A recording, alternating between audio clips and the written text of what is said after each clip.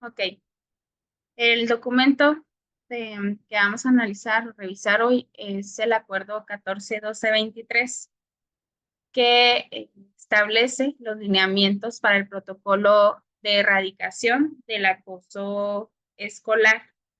Sí, ya no sé si recuerdan, ¿no? Había un documento que surge del programa de convivencia. Sin embargo, pues este protocolo que estaba vigente, o sea, necesita modificarse, ¿no? Para armonizar con este acuerdo. Sin embargo, también es importante recordar, ¿no? Que el otro documento hablaba o abordaba también de maltrato escolar y de abuso y acoso, abuso sexual, ¿no? Entonces, en este caso, este acuerdo específicamente habla sobre el acoso escolar. Es un documento que en apariencia está cortito, ¿no? Pero implica mucho. Son 9 páginas, pero sí da pistas, ¿no? Porque sí cambia un poco la manera en la que se deben de atender los casos específicamente de acoso, insisto, pero pues finalmente para efectos del examen, pues hay que tener claro sobre todo claros algunos conceptos. No se trata, ya les hemos dicho muchas veces, ¿verdad?, de aprenderse los documentos de memoria, pero sí tener cierta claridad de qué habla cada uno, ¿no?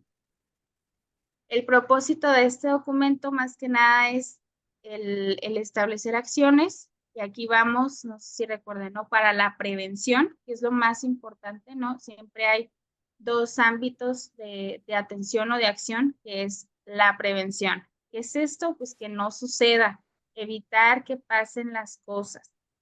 Y pues ya si está sucediendo algún caso de acoso escolar, pues entonces entra la atención. Y esta atención pues se da a partir de 4 momentos o 4 aspectos, que primero que nada es detectar. Ya detecté que existe un caso, notificar, intervenir y dar seguimiento. Pero aquí no queda, no nada más queda en eso, sino que ahora se agrega el establecimiento de medidas de no repetición, que son así como medidas de no repetición, pues como su nombre lo indica, es que esos casos de acoso escolar no se repitan, así de sencillo, ¿no? Con la intención, pues, de erradicar el acoso escolar al interior de los planteles. Y aquí es muy importante remarcar, ¿no?, que este acuerdo es nada más para educación básica, que pues, comprende de educación inicial hasta secundaria. O sea, ya para media superior, pues hay otros documentos.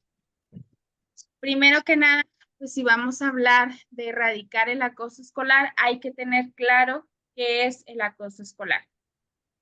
El acoso escolar es, o para que se considere acoso, deben de tener estas 3 características, que es la intención, o sea, querer tener la intención de dañar, de perjudicar, de hacer sentir mal a otros, a otras. Debe de ser una conducta repetitiva, que constantemente estemos, pues no sé, empujando, golpeando, burlándonos de la otra persona. Y también es importante contemplar la duración, o sea, que sea tener la intención, te quiero dañar, te quiero hacer sentir mal, constantemente lo estoy haciendo, ¿no? Durante toda la jornada, durante toda la semana, y debe de ser, digamos, por más de una semana, todo un mes, o sea, porque a veces, eso es importante tenerlo en mente, porque a veces se pelean, y eso es un clásico en las escuelas, ¿no? Que se pelean, que se voltean a ver feo, que le sacó la lengua, que no se quiso juntar, así, cositas de ese tipo, que nada más es en ese momento, pero ya no se vuelve a repetir, ya no se vuelve a dar. Entonces no es acoso, son diferencias o discusiones que se dan siempre que hay, porque pues las relaciones humanas así son. Pero cuando sucede esto, que es con toda la intención de dañar, constante y durante un tiempo pues considerable, entonces sí estamos hablando de acoso escolar. Y generalmente, eso es importante, ¿no? Este acoso son hasta inteligentes, ¿no? Bueno, no quisiera usar la palabra inteligentes, pero quienes son violentadores, violentadoras, lo hacen lejos de la vigilancia, ¿no? Saben de qué manera y en qué momento para que no exista un adulto que pueda, que los regañe, ¿no? O que detecte, oye, ¿qué está pasando ahí? Entonces lo hacen de manera aislada o a escondidas. Hay diferentes tipos de acoso.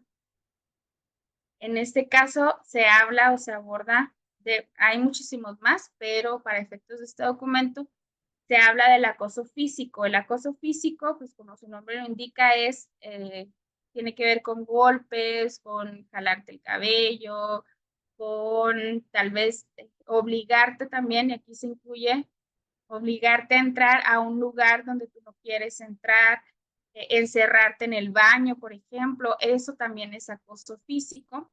O también que agarre tus cosas, tus pertenencias y las destruya, las eche a la basura, las esconda. Ahí estamos hablando de acoso físico. El acoso socioemocional tiene que ver con dañar las relaciones interpersonales, ¿no? Que empezamos a tirar un chismecito, así, ay, no te juntes con él por esto y esto otro. Es afectar las relaciones interpersonales, aislar a la persona, la clásica esta de la ley del hielo, no le hables porque X o Y. Entonces, ahí estamos hablando de acoso socioemocional. No hay golpes, pero está aislada la persona. El acoso verbal, que es, pues, como su nombre lo indica, ¿no? Estarse burlando, estar poniendo sobrenombres, el difundir chismes, rumores, incluso amenazar, pero todo esto pues de manera verbal y no necesariamente tiene que ser que te lo diga así de frente, sino que estos de los chismecitos y los rumores, pues no te los digo, pero finalmente te van a llegar. Te vas a dar cuenta de que hay un chisme o un rumor respecto a tu persona, ¿no? Y se agrega en este caso el ciberacoso, que pues por los tiempos, ¿no? En los que estamos, es muy común ese tipo de acoso que se da cuando se mandan que los mensajitos, que te tomo una foto y la subo a internet a las redes sociales para burlarme de ti, que te hago un meme, que no sé, te grabé de alguna manera y ya lo divulgué por todos lados, o algo que sea muy común, digamos, de entre quinto de primaria a secundaria y a prepa, ¿no?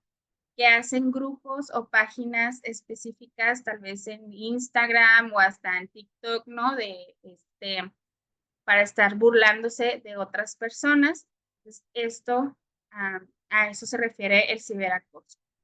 Y aquí es importante mencionar el papel de los espectadores, que si bien no son personas que están acosando directamente, pero ahí están, ¿no?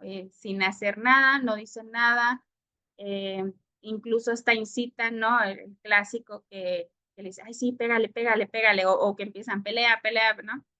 A eso se refiere con los espectadores, las y los espectadores. Aquí también hay que entender, ¿no? Que muchas veces quien es espectador no se anima tal vez a denunciar por miedo a que la persona que está violentando, pues ahora la agarre contra mí, ¿no? Mejor no digo nada, me quedo ahí observando y hasta le aplaudo los actos de violencia. Pero sí juegan un papel, o jugamos también un papel importante en promover o que esto se siga llevando a cabo, ¿no? Estos actos de acoso. Para poder atender los actos de acoso en las escuelas, este acuerdo plantea ciertos principios rectores, o sea, para dar, digamos, solución o para intervenir en estos casos, primero debe estar, y esto, yo sé que son muchos principios, pero si se fijan, se relaciona con lo establecido tanto en la Ley General de Educación, en la Ley de Derechos de Niñas, Niños y Adolescentes, en el artículo 3º, porque nos habla de que debe estar el interés superior de la niñez. Y aquí entra de nuevo, bueno, si a mí estoy sufriendo acoso en la escuela, pues probablemente no vaya y entonces ella se está violentando este interés de que yo pueda asistir, de que reciba educación. ¿Cómo, verdad? No, si no estoy yendo a la escuela porque estoy sufriendo esta violencia, entonces ahí ya se pierde ese interés superior de la niñez.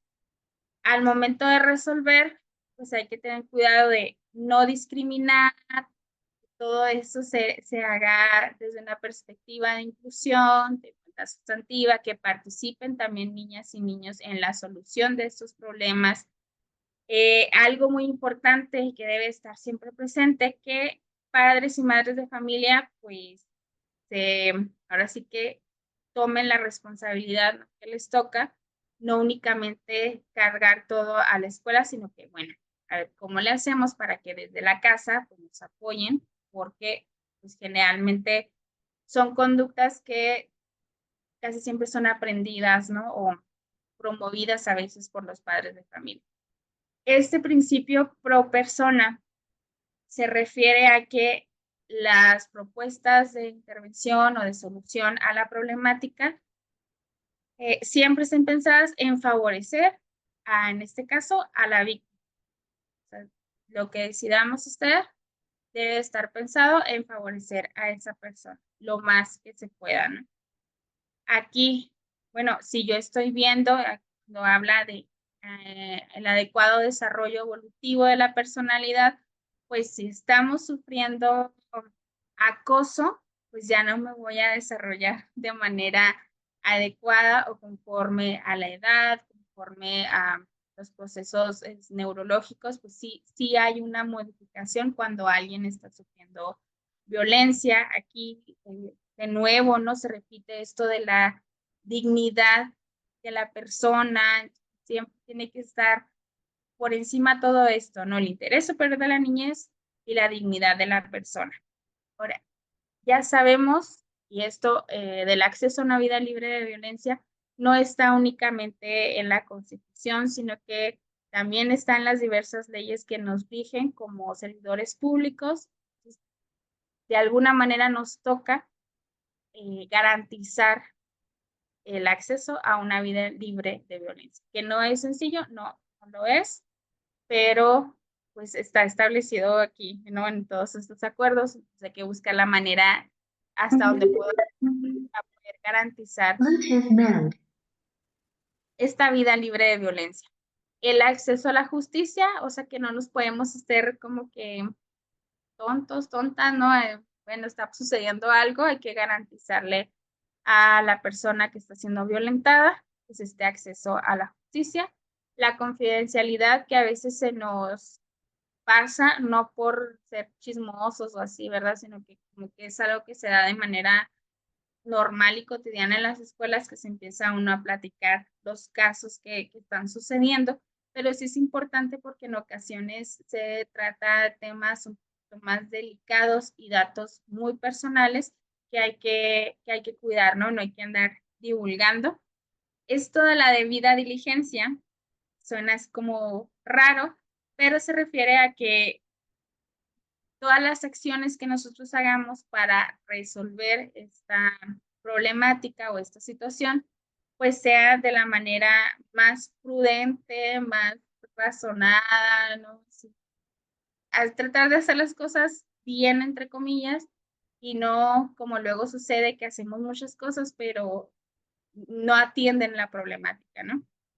La celeridad a la atención, que a veces lo vamos dejando de lado, entonces hay que tratar de resolver lo más pronto posible, porque está hasta documentado, ¿no? Que los casos de acoso escolar, lejos de ir disminuir, ¿no? El nivel de violencia va aumentando y hay ocasiones en las que se tienen alcances pues ya más graves, ¿no? Y lo hemos visto estos últimos años, cuántas víctimas ha habido de este acoso. Tal vez nos vamos a secundaria, pero dentro de la primaria también sucede.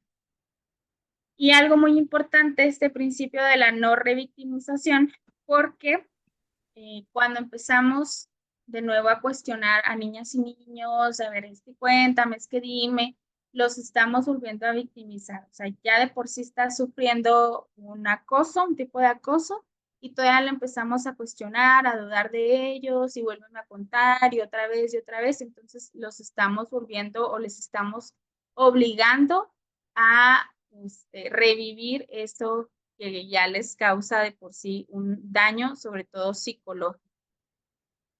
¿Cuáles son los enfoques o habla este documento de ciertos enfoques al momento de aplicar las medidas estas para la no repetición y la interpretación de lo que está sucediendo?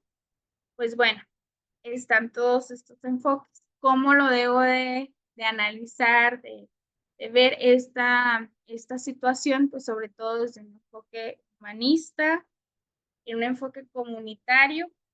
¿Por qué comunitario? Porque tal vez este caso sea en el grupo X, y a mí no me toca ese grupo, pero finalmente como parte de una comunidad pues nos involucra y hay que pensar en acciones que involucre a todas y todos, independientemente de si está sucediendo o no en mi grupo, porque recuerden que el enfoque principal en la atención de la violencia es un enfoque de prevención.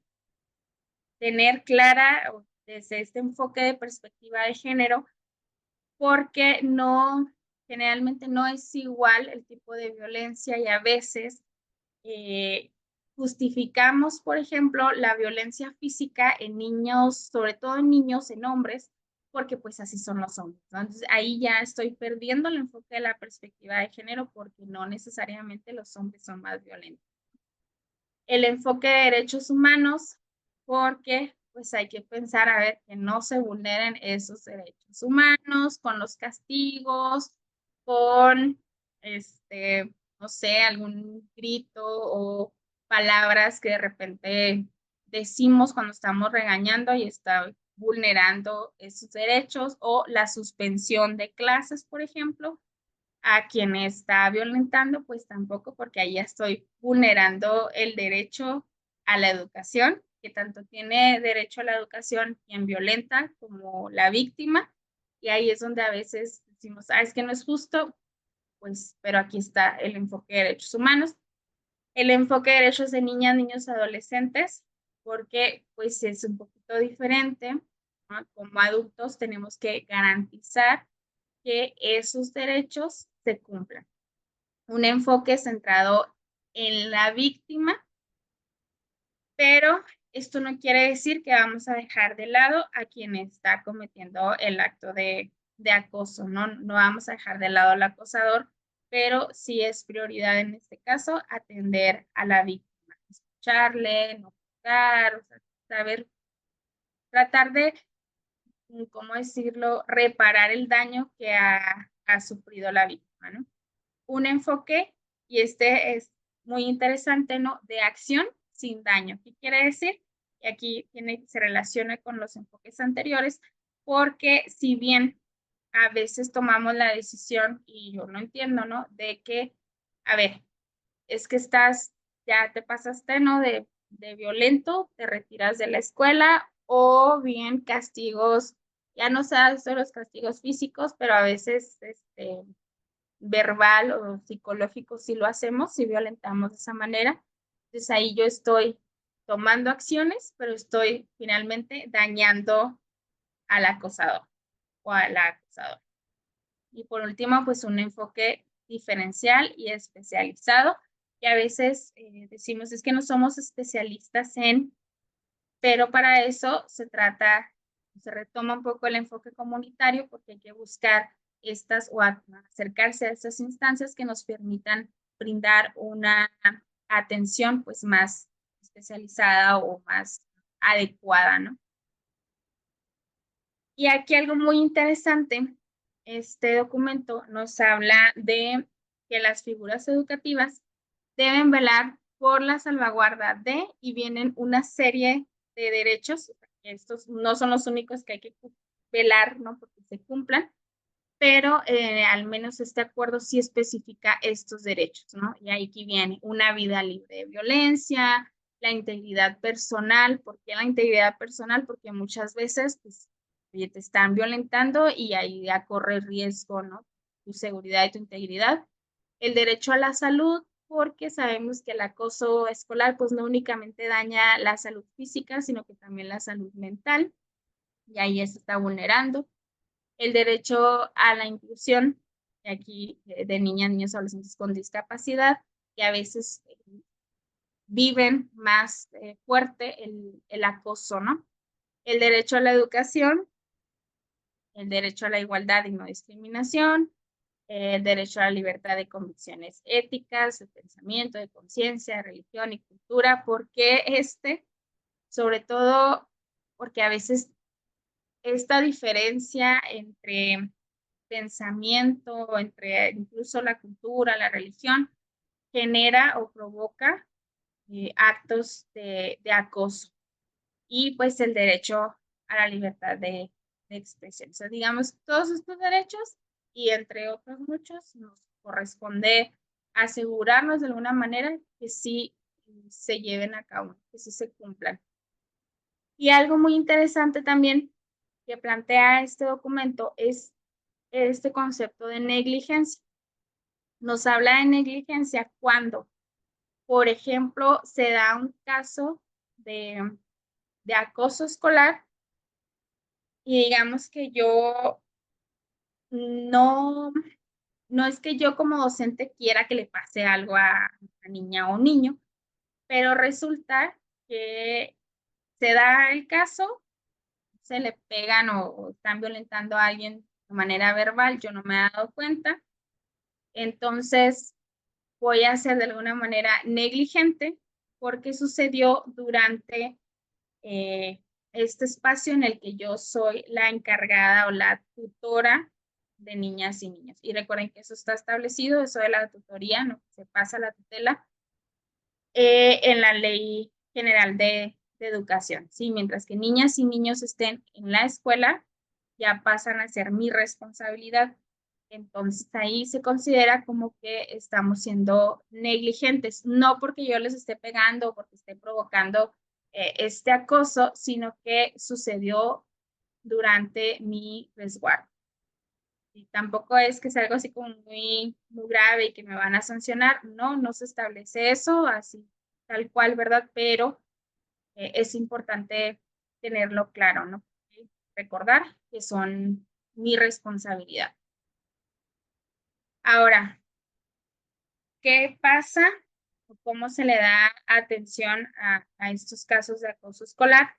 Pues antes de llegar a estos momentos, es importante tomar en cuenta que se habla, ¿no? Se propone como una estrategia o como estrategias para la atención al acoso escolar y la prevención del acoso escolar, la, el desarrollo de campañas de sensibilización, el estar talleres, se habla de que cada escuela debe crear un cuerpo colegiado, así se le denomina, para que analice estos casos de acoso. Generalmente, pues en la primaria sería el Consejo Técnico Escolar o bien con el apoyo, si es que existe, ¿no? El equipo de USAID, pues también hay psicólogo, psicóloga, ¿no? Que pueda apoyar.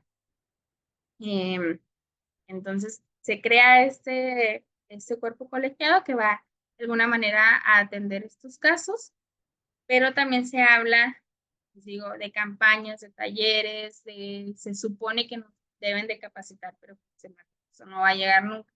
La formación de docentes específicamente, ¿no? En la atención de casos de acoso, crear un directorio con las instituciones que nos puedan brindar apoyo, porque a veces andamos buscando, híjole, ¿con quién vamos? Y porque no tenemos claro quién nos puede apoyar en caso de, y dependiendo del tipo de acoso, ¿no? Ahora bien, si ya hay o no, ¿verdad?, acoso escolar, se manejan 4 momentos de atención. El primero de ellos es la detección. ¿Cómo se va a dar esa o cómo se da la detección? Pues principalmente con la observación, ¿no? Somos las y los docentes, desarrollamos mucho toda la observación, y entonces es estar viendo a ver si hay algún cambio en el comportamiento de los niños o a veces se observa, ¿no?, a grupitos que andan medio sospechosos. Generalmente se da a través de la observación, y aquí nos habla de que en esos protocolos, ya cuando surja el protocolo específico, digamos, de Chihuahua, pues tendría que venir acompañado de guías de observación para poder identificar, ¿no?, si es o no es un caso de acoso escolar. Y la detección no únicamente la puede hacer la o el docente, sino que cualquier figura educativa puede hacer esa detección. Después de que ya detectamos que hay un caso de acoso escolar, pasa el momento de la notificación. Aquí en la notificación, pues es, con otras palabras, informar en este caso a la autoridad, y luego la autoridad lo pasa a este cuerpo colegiado, ¿no? También debe de saber qué está sucediendo, pero no únicamente se queda ahí en la dirección y entre docentes, sino que también se debe informar a los tutores, en este caso, tanto de quien está viviendo el acoso como del acosador, ¿no?